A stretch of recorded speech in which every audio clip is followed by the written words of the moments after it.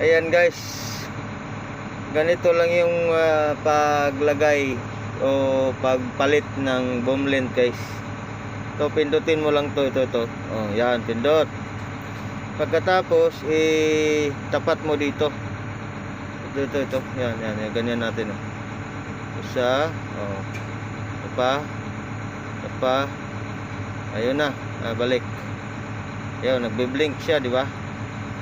Tapos ito na yung configuration niya. Although tama na ito ngayon, pero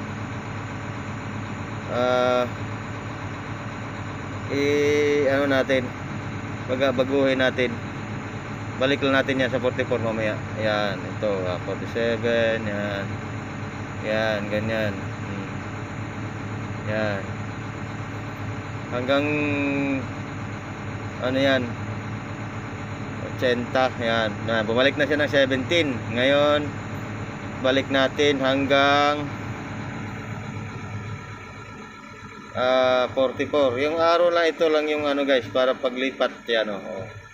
Balik natin sa 44. Yan, 44. Tapos check ito. Oh. Na-check na. Nag-ano na hindi na nag-blink yung quad. So ngayon, ibalik na natin sa crane. Ito, oh. Ayun na. Lumabas na yung boom niya, oh. 43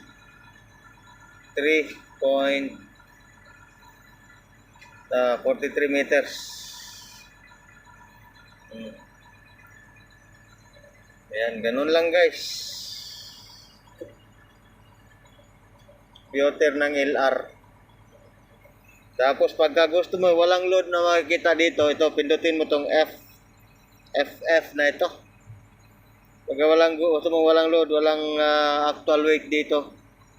Ito para pagka bumuhat ka, pagbuhat mo wala nang actual weight, diretso na. Baga kinuha mo na yung weight ng kalo. Ito, pindutin ko. Tapos yan, zero ko yan, nag-zero na. Ngayon, pagka ibalik ko lang yan, pindutin ko lang ulit ito. Yan. Tapos balik ulit yung F. Yan, bumalik ang display. Ganun lang guys yung setting sa computer ng LR. 300 pababa. 300 tons na LR pababa. Halos parehas lang ang settings ng computer. Yan lang guys. Sana nakatulong. Thank you very much.